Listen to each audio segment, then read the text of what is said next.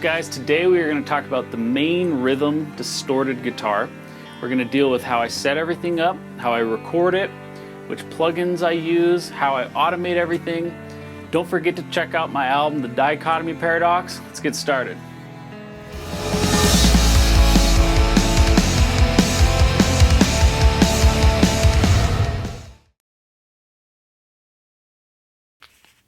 So the first thing I do is put some new strings on my guitar, and I personally like to use 10 gauge strings. And after I've stretched the strings real good, I go ahead and tune it.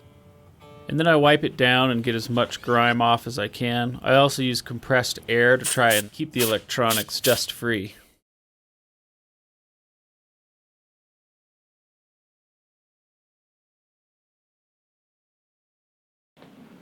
For all the guitar tones on this album, I used a Mesa Boogie Mark V amp head.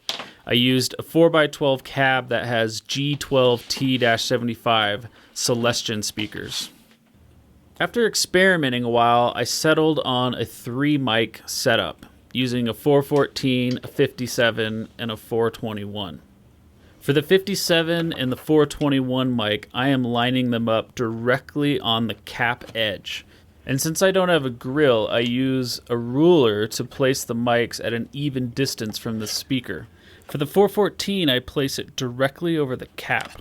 I've mentioned before I like to use Mogami cables, and I have them all custom made, including my snakes, by a company called Psionic Labs. And check out the description of this video. I'm going to leave a link for you guys so you can learn more.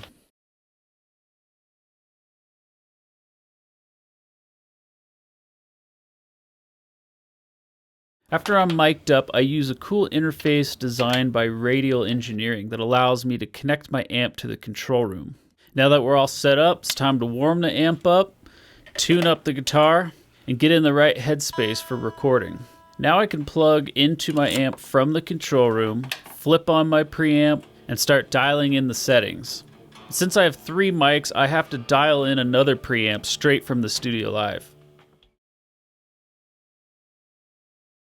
Here's a close look at channel 3 on the Mark V.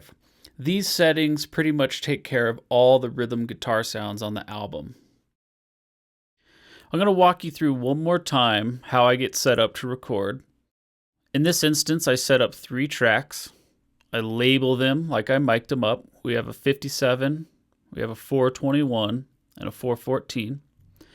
Okay, I'm going to open up the mixer.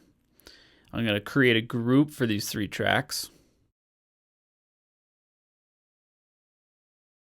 And I'm going to label them guitar left. And then I'm going to select editing selection and any other parameters that I want affected group wide. The last thing I'm going to do real quick is set the levels at a volume I like to hear as it's routed through the DAW. So far, I haven't been able to screen capture and record at the same time without latency. Nonetheless, I'm going to attempt this syncopated rhythm section. Let's go for it.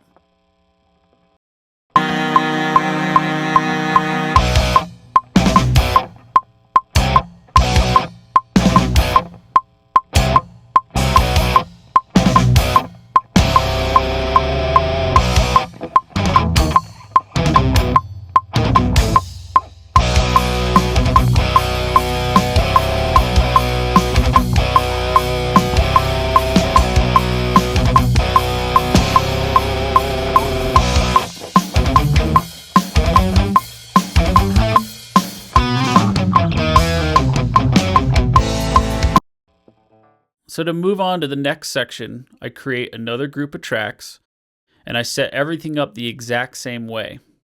Then I move my loop to the next section I want to record, and that's it.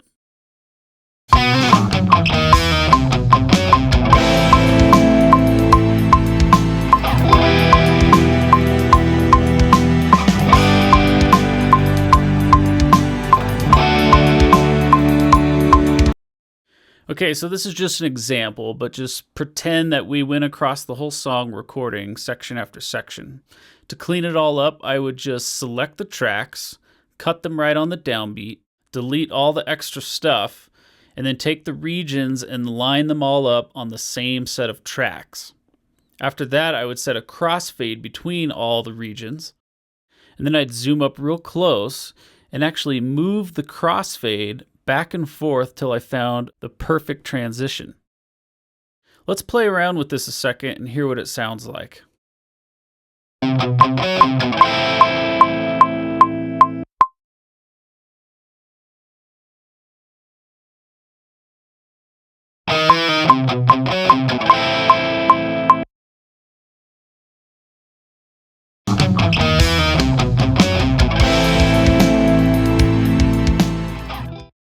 Now there's one more thing I want to quick show you.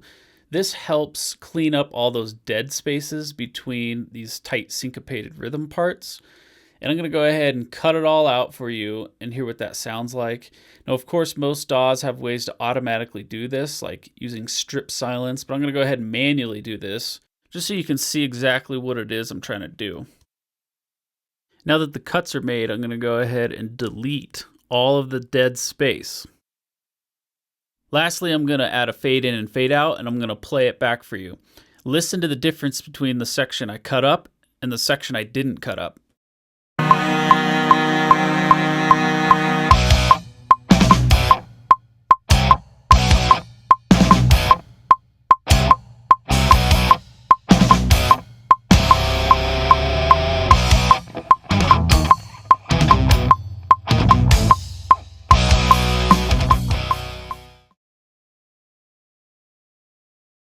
For the most part, the left and right guitar are doing the same thing.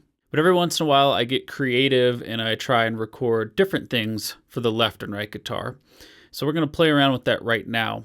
And all we have to do is just set up another set of tracks exactly like we've done before. I'm going to mute the last guitar part we did and lay down the new part.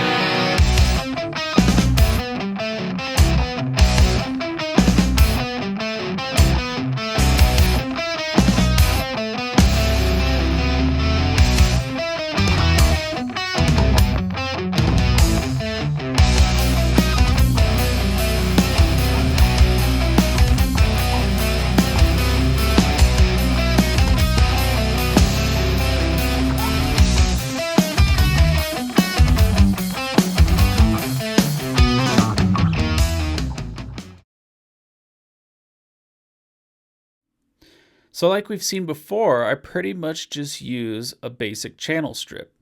And you can see I've set the filters, and the EQ is actually pretty much flat. You can see I've dipped the low mid out just a little bit.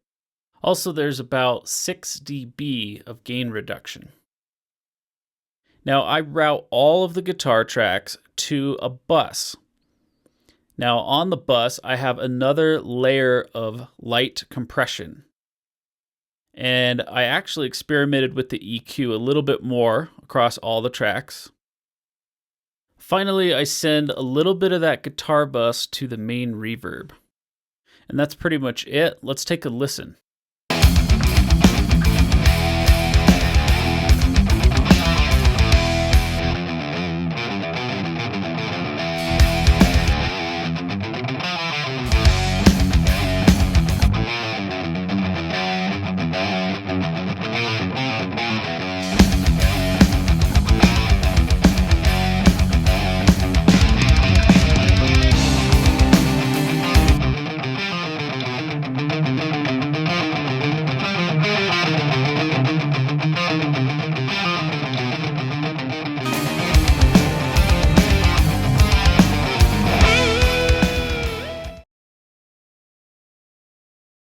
On the main guitar bus, I have a flanger, and a channel EQ setup. Now I automate them in a very particular way. I like to bring in the flanger during big legato sections, and often on the chorus. Let's take a look.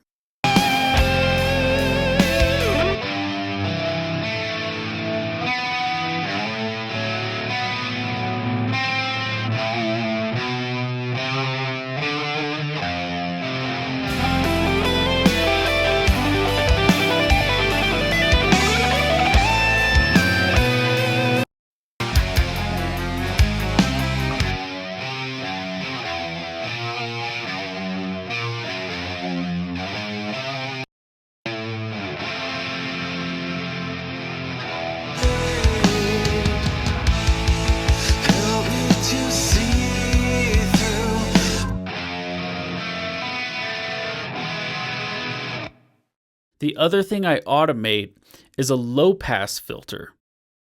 And the reason I do this is the tone I'm getting from the amp is perfect when I'm doing a complicated riff. But if I start strumming chords, there's always way too much hiss. And instead of changing the settings on my amp, I prefer to just use automation to roll off the highs during the sections I'm strumming. Let's take a listen.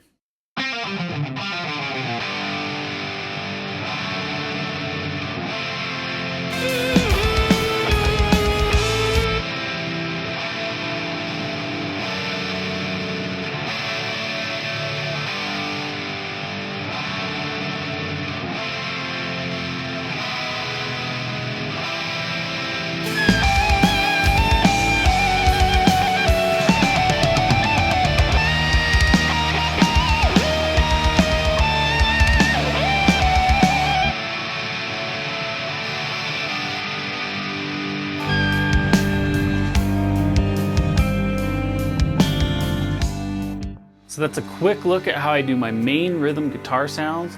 Next time I'm going to go through the guitar solos, the clean guitar, and the classical guitar sounds. Don't forget to subscribe, check out my new website, thoughtsofmine.com. Thanks for watching.